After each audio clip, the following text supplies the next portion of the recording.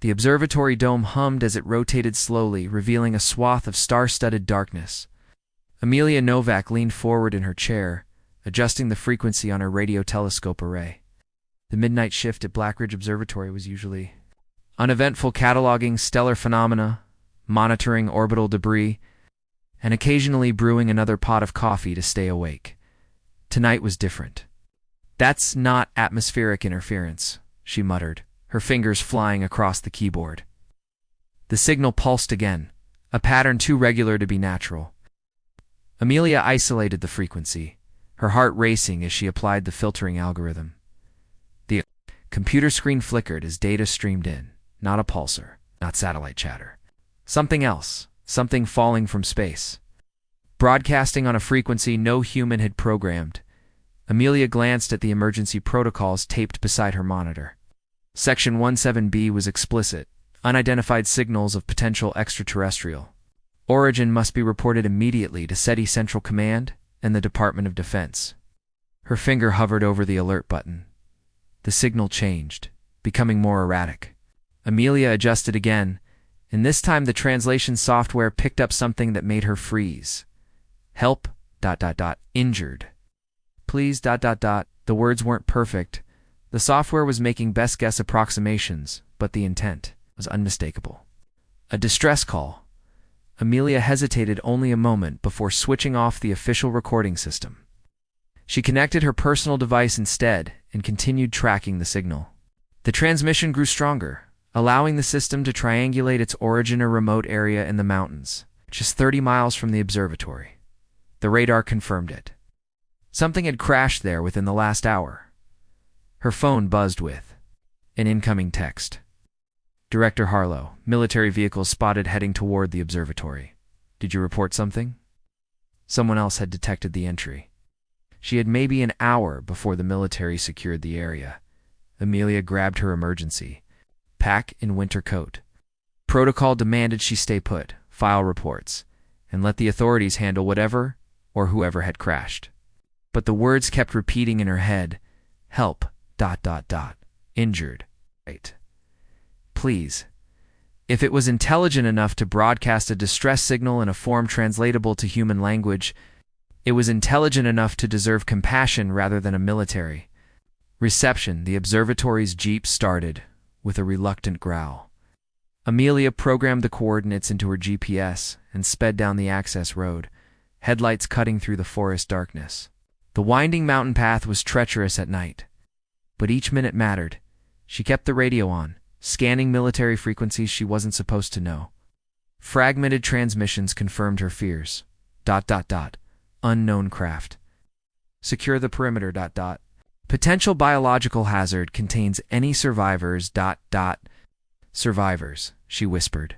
Not aliens, not invaders, but survivors. At least someone in the military considered the possibility that this wasn't a threat. The road ended at a fire trail. Amelia continued on foot, guided by her handheld tracker. Away.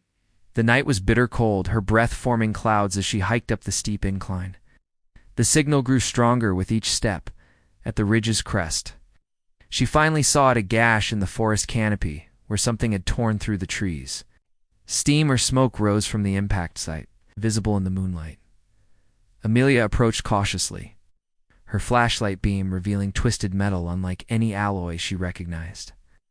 The craft was surprisingly small, perhaps 20 feet long, with a shimmering hole that seemed to absorb light rather than reflect it. A section of the hull had split open, revealing a cramped interior space. Amelia's light caught movement inside, and a raspy breathing punctuated by what might have been whimpers. "Hello?" she called softly. "I'm here to help." The movement stilled. Then something emerged from the shadows, a slender hand, but with too many joints, ending in delicate fingers tipped with translucent nails that glowed faintly blue. Amelia stepped closer, her scientific curiosity overriding caution. The beam of her flashlight revealed more. A face with features arranged in a recognizably sentient pattern, but undeniably not human. Large almond-shaped eyes reflected the light with a silvery sheen, skin that shimmered with a subtle iridescence.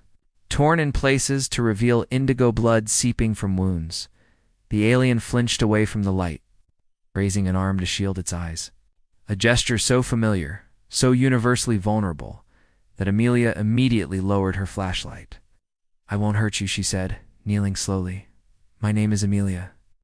In the distance, the thrum of helicopter blades cut through the night. Military forces closing in.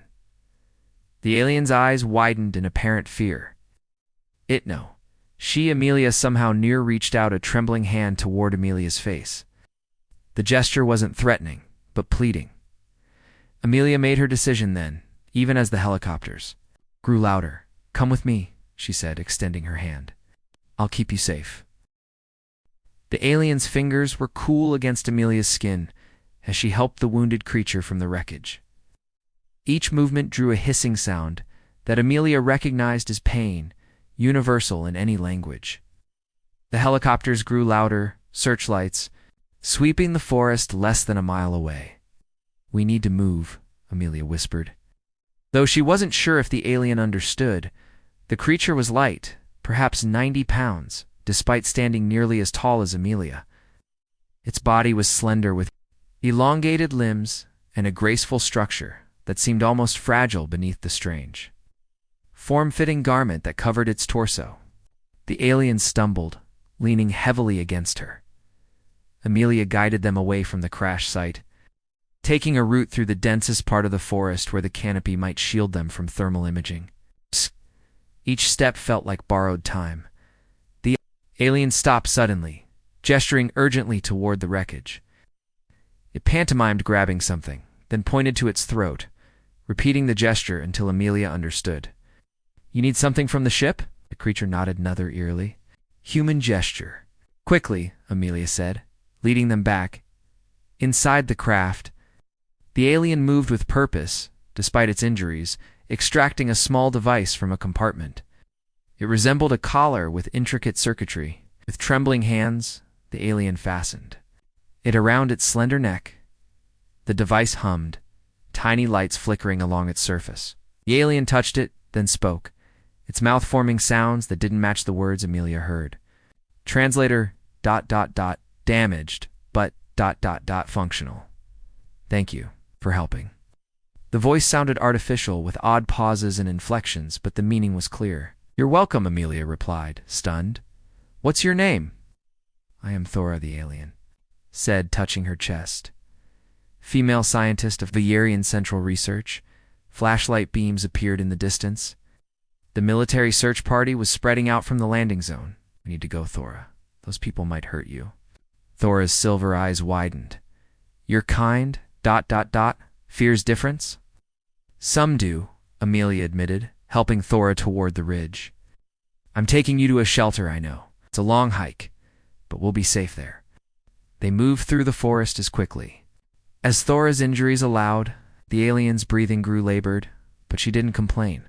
Twice they froze as search parties passed nearby, huddled together beneath the shadows of ancient pines as dawn approached. They reached Amelia's destination, an old firewatcher's cabin, long abandoned and forgotten on official maps. Inside was basic but secure: a wood stove, canned supplies. In isolation, Thora collapsed onto a threadbare couch, her iridescent skin pale and drawn. The translator at her throat flickered. "Your atmosphere difficult," she managed, "but we'll adapt." Amelia found the medical kit and approached slowly. "You're injured, may I?" Thora nodded, watching with those uncanny silver eyes as Amelia cleaned and bandaged the visible wounds. The indigo blood had a subtle, sweet scent, like crushed berries. "Why? Were you in that ship?" Amelia asked. It seemed too small for interstellar travel. "Escape pod," Thora replied, her voice stronger as the translator calibrated to Amelia's speech patterns. "My research vessel was attacked in your solar system. I was studying your world." "Secretly attacked? By whom?" "Korvax's empire." Thora's expression darkened. "They hunt my kind for our abilities." "Telepathic connection. They want to weaponize it." Amelia sat back. "Telepathic? You can read minds?" "Not without consent and contact," Thora explained, tapping her forehead. "Two-way communication only, between willing minds." Outside, A military helicopter passed overhead, the cabin trembling in its wake. "They're still searching," Amelia said. "What will happen if they find you?"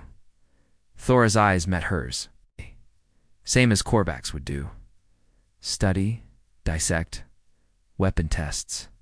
You're military. BROADCASTS. Reveal their intentions. ... They fear invasion." "Not everyone thinks that way," Amelia insisted, though uncertainty crept into her voice. "But we need to keep you hidden until we can contact your people." "Rescue beacon and pod," Thora said. "If functioning, ... my people will come." 3 Earth. Days, perhaps 4. Amelia nodded, processing the implications. An alien rescue mission to Earth would either end in peaceful first contact or catastrophe, depending on humanity's response. "The military has your pod now," she said. "We'll need another way to signal your people." Thora touched her translator. "This device can be modified to boost my natural telepathic range, but needs components I don't have." "I'll help you find them," Amelia promised, though she had no idea how. "But first you need rest." As Thora's eyes closed, Amelia watched the alien's chest rise and fall in the familiar rhythm of sleep. For all their differences, the similarities were striking. Intelligence, fear, hope perhaps the gulf between their species wasn't so vast. After all, Amelia moved to the window, watching military vehicles on the distant road. She had crossed a line, choosing an alien's welfare over her government's protocols. There was no going back now. Whatever came next, she had made first contact. On behalf of humanity, not with weapons or fear, but with an extended hand. Colonel Darius Reed surveyed the crash site with cold efficiency, his weathered face revealing nothing as technicians swarmed the alien vessel. 25 years in military intelligence had prepared him for many scenarios, but confirmation of extraterrestrial life wasn't in any training manual. "Report," he barked at the approaching science officer. "Sir, the craft contains advanced propulsion technology and biological residue, confirming non-terrestrial origin," the woman stated, handing him a tablet. "Blood samples showed DNA analogs unlike anything in our database. Survivors? Evidence. Suggests one occupant survived the crash. We've found footprints leading away from the site 2 sets. One human." Reed's eyes narrowed. "Someone found it before we did. Local observatory reported the atmospheric entry. We believe an astronomer named Amelia Novak may have intercepted our quarantine operation." Reed turned to his communications officer. "Track Novak's phone, vehicle, credit cards, anything that leaves a digital footprint, and get me thermal imaging of the entire mountain range." As the team dispersed, Sergeant Vincent Hawkins approached cautiously. At 32, he was younger than most of Reed's officers, with a quiet thoughtfulness that made him both valuable and occasionally problematic. "Sir, permission to lead the ground search." Reed studied him. "Granted. But remember our primary directive? This is a containment operation. The alien represents an unknown biological and security threat. And if it's injured, sir, protocol. For medical intervention, secure it first," Reed replied. "Questions of aid come after we've established containment." Vincent nodded and assembled his team, but the colonel's answer left him uneasy. He'd joined the military to protect people. He wasn't sure that mission extended to hunting wounded beings from other worlds. In the cabin, Amelia woke to the sound of Thora's labored breathing. The alien was huddled near the stove, shivering despite the heat. "Thora? What's wrong?" "Your atmosphere," Thora rasped, the translator struggling with her weakened voice. "Nitrogen content ... higher than my world. My body ... rejecting." Alarm shot through Amelia. "What can I do?" "Need to modify ... air mixture or adapt my physiology." Thora's silvery eyes looked dull. "Components in my ship could help." "The military has your ship now," Amelia said, helping Thora back to the couch. "We need another solution." She rummaged through her pack, mind racing. Her background in astronomy hadn't prepared her for alien physiology, but the basic principles of science still applied. Oxygen, nitrogen, carbon dioxide, the ratios were killing Thora. "What about this?" She held up a portable oxygen tank from her emergency kit. Would pure oxygen help? Thora nodded weakly. Amelia connected the mask and adjusted the flow. Oh yeah, within minutes. The alien's breathing eased slightly. Better, Thora said, but temporary. Need more comprehensive solution. Amelia paced the small cabin. I might know someone who can help, but reaching her means leaving the safety of this place. No choice, Thora replied.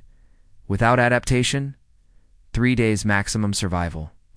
The decision made, Amelia helped Thora into her coat. The alien was weaker than yesterday, requiring support with each step. They set out at dusk, when thermal imaging would be less effective against the cooling forest. Vincent Hawkins led his team through the forest methodically, each soldier scanning with night vision equipment. The radio crackled with updates from other search parties, all negative. Spread out, he ordered. 10-meter intervals. Maintain visual contact. As they advanced, Vincent noticed something, a discarded oxygen cylinder, half hidden beneath fallen leaves.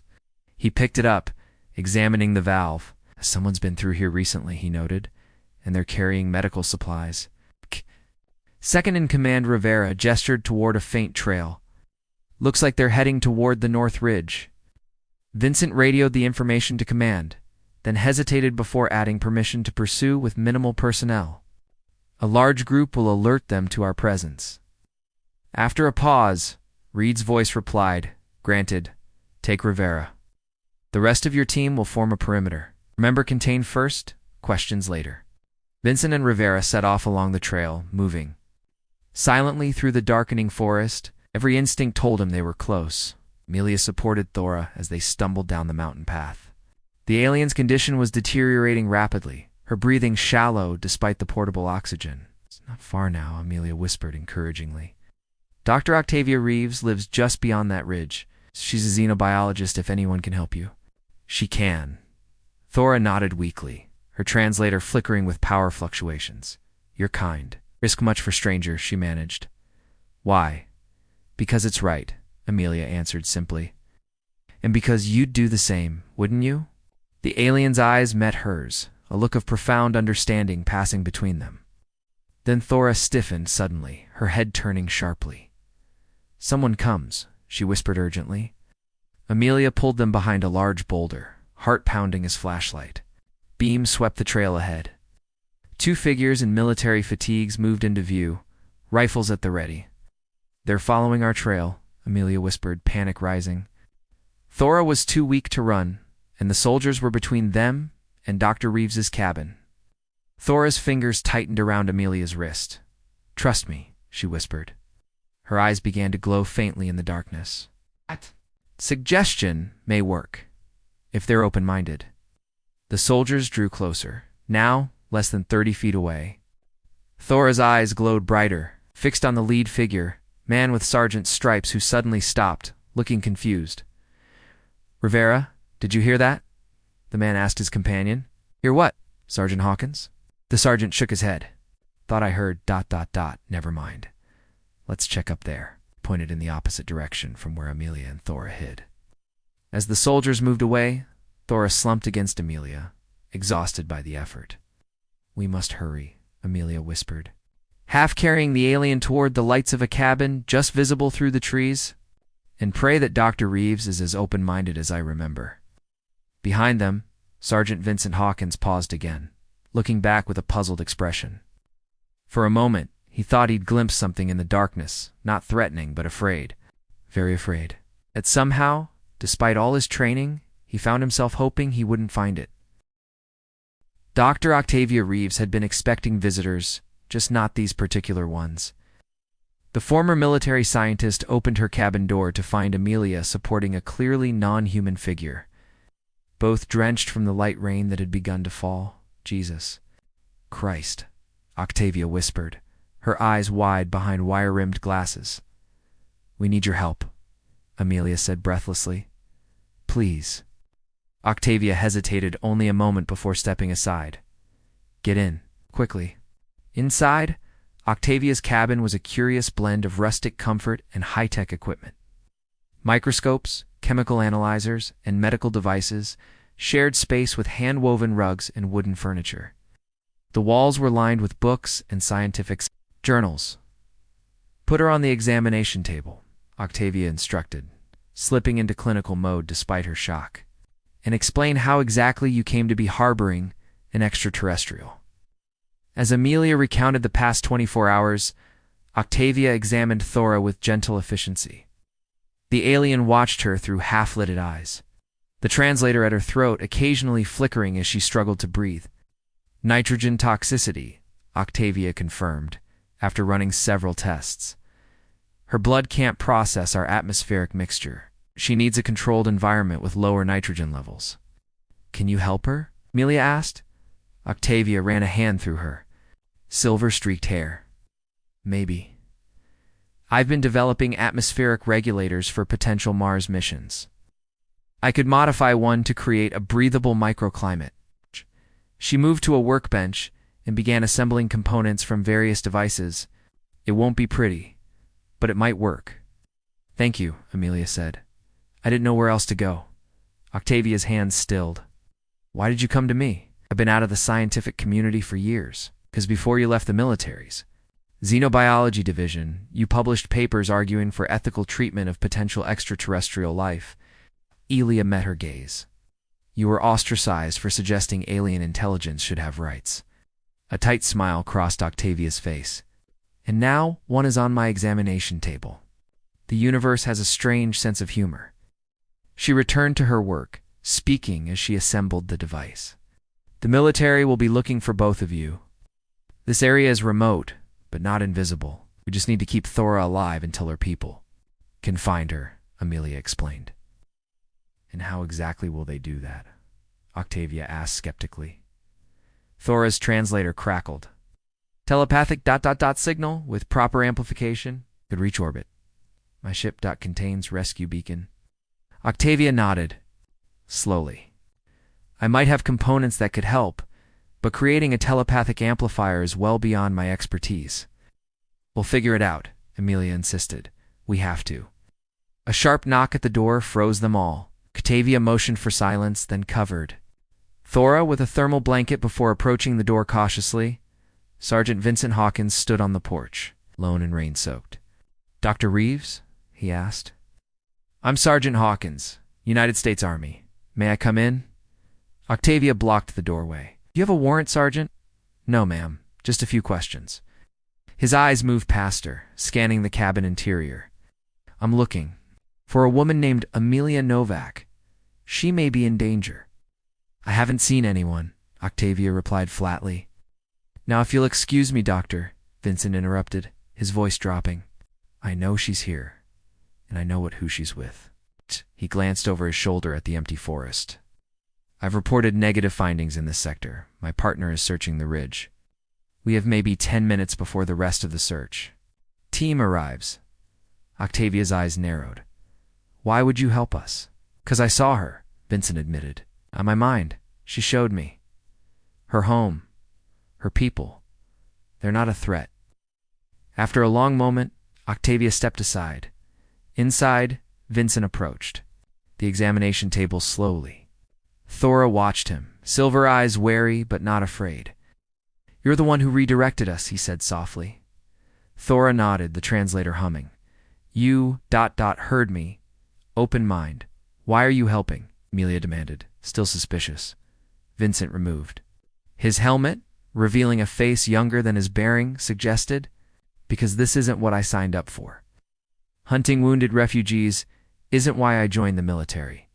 He set his rifle aside. "Colonel Reed has convinced the Pentagon this is a national security threat of the highest order. They're bringing in specialized containment units, research teams, the works." "Vivisection?" Octavia translated grimly. "I've seen those protocols. Need to get her out of here," Amelia insisted. Vincent nodded. "I can buy you some time, maybe redirect the search. Teams, but not for long." Thora struggled to sit up. "Need to ... contact my people. Telepathic amplifier." Octavia gestured to the atmospheric regulator she'd constructed. "This should help you breathe, but we still need a way to boost your signal." Vincent reached into his pack and removed a military-grade communications device. Would this help? It's designed to penetrate atmospheric interference. Thora examined it, then nodded. Can be ... modified. Need tools? As Octavia provided tools and components, Vincent kept watch by the window. 6 minutes until my partner circles back. Expect me to report in. Working together, they integrated the military radio with components from Octavia's equipment. Thora directed them with increasingly clear instructions as the atmospheric regulator improved her condition. There's something you should know, Thora said as they worked. My people. ... peaceful. But if I am captured, studied against will, they will see as act of war. The room went silent. Your people are that powerful? Vincent asked quietly. We avoid conflict, but yes, ... technological capabilities exceed yours greatly. Thora's silver eyes were solemn.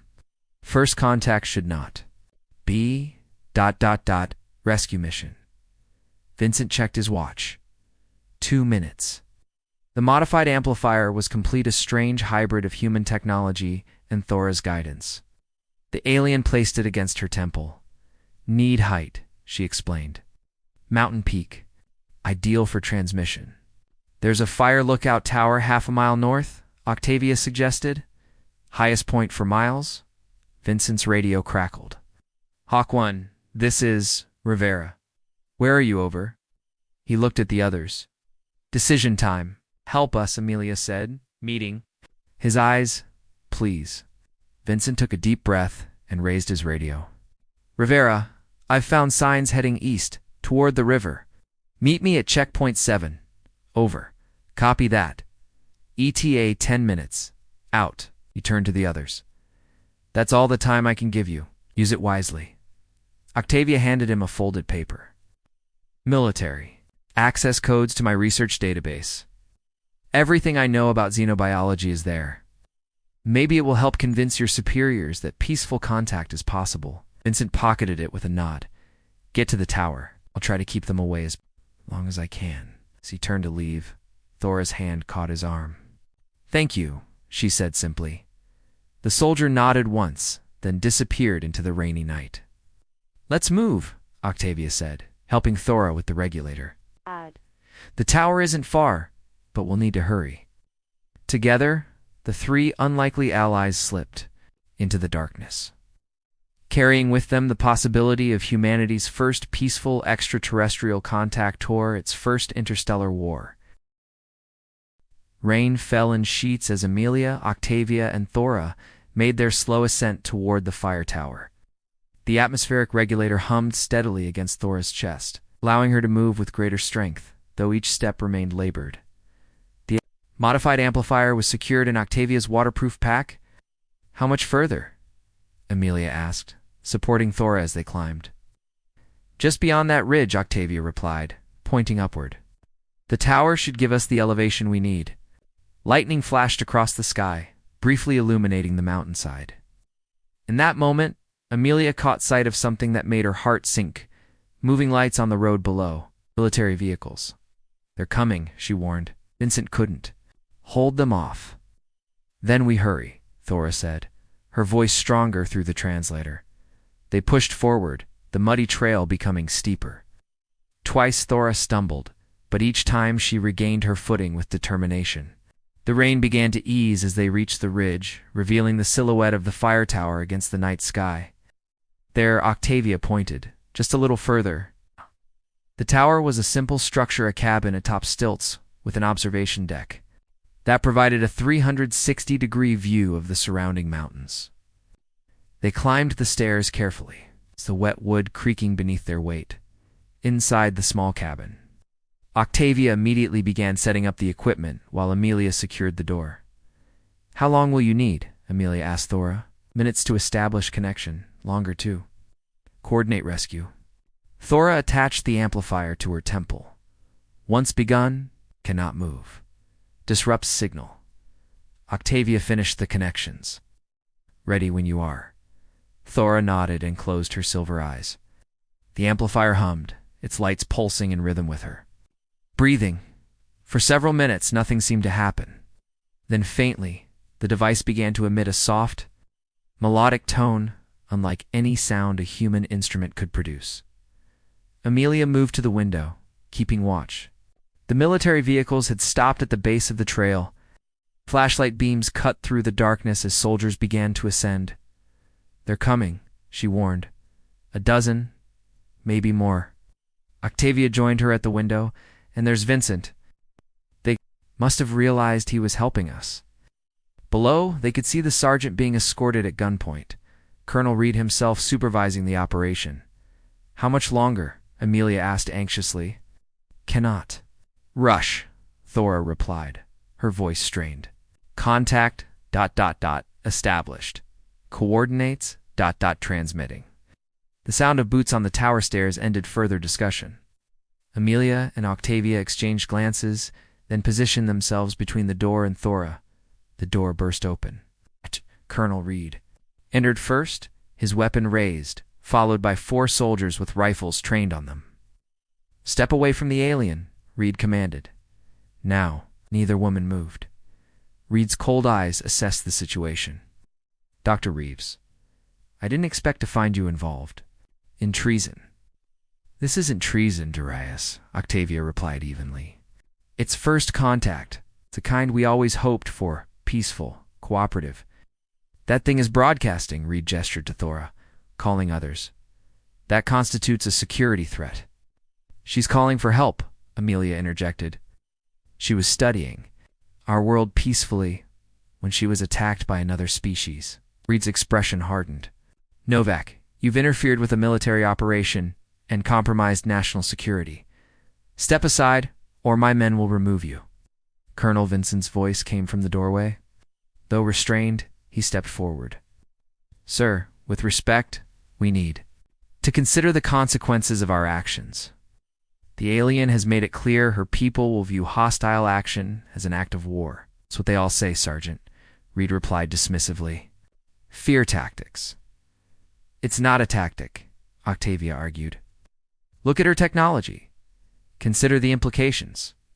Do you want humanity's first official extraterrestrial contact to be an act of aggression?" Reed hesitated, his eyes moving to Thora, who remained motionless, the amplifier pulsing steadily. "Ow, sir," one of the soldiers called from outside. "We're detecting multiple atmospheric anomalies, massive energy signatures descending." For the first time, uncertainty crossed Reed's face. "What kind of signatures?" "Like nothing we've ever recorded, sir." The cabin fell silent, except for the melodic hum of Thora's device. Reed's finger tensed on his trigger. Colonel Vincent said quietly, "The choice you make right now determines whether our children study this as the beginning of peaceful relations. With another intelligence or the start of a war we cannot win." Vincent stepped between Reed's weapon and Thora, despite his restraints. "This is what humanity is. It's not fear, not aggression, but the capacity to extend compassion beyond our own kind, to recognize intelligence and treat it with dignity, regardless of its origin." "Stand down, Sergeant," Reed ordered, but the conviction in his voice had wavered. "I joined to protect humanity," Vincent continued. "Right now, that means protecting our future where we're not alone in the universe, but part of something greater." A new sound filled the air, a deep, resonant tone that seemed to come from everywhere at once. Through the tower windows, lights appeared in the clouds, not lightning, but geometrical patterns that pulsed with purpose. Thora's eyes opened. "They are here." Everyone moved to the windows. Above them, the clouds parted to reveal vessels unlike anything human engineers had conceived, flowing structures of light and material that defied conventional physics. "My God," Octavia whispered. Reed lowered his weapon slowly, his training giving way to raw human awe. "What happens now?" he asked, his voice barely audible. "That," Thora said simply, "is your choice." The moment stretched, humanity's future hanging in the balance. Reed looked from the alien to the humans who had risked everything to protect her, then to the ships hovering silently above, slowly, deliberately. He holstered his weapon and motioned for his men to do the same. "Stand down," he ordered. "All units, stand down." Relief washed over Amelia's face. Octavia squeezed her hand, while Vincent stood a little straighter, despite his restraints. Thora removed the amplifier and approached Reed. "You have made the wise choice, Colonel," she said. "My people remember both kindness and cruelty. Today, they will remember kindness." She turned to Amelia, Octavia, and Vincent. "And they will remember that when I was abandoned to die in darkness, it was the light of humanity that saved me." Outside, a beam of soft blue light extended from the nearest vessel, touching down beside the tower.